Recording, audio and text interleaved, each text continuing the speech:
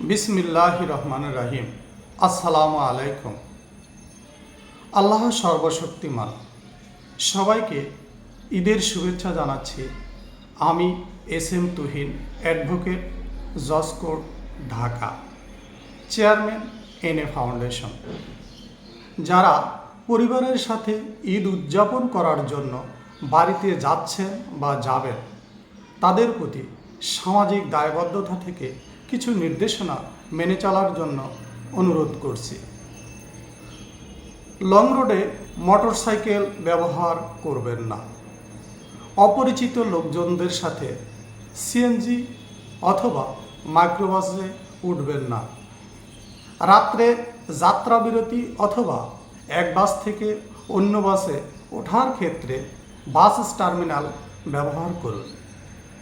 যাত্রাপথে বাইরের খাবার পরিহার করুন। অযথা ঝুঁকি নেবেন না। অধিক যাত্রী হয়ে লঞ্চ, বাস,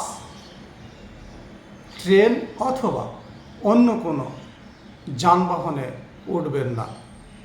সতর্কতা অবলম্বন করুন। আপনার যাত্রা শুভ হোক। ধন্যবাদ।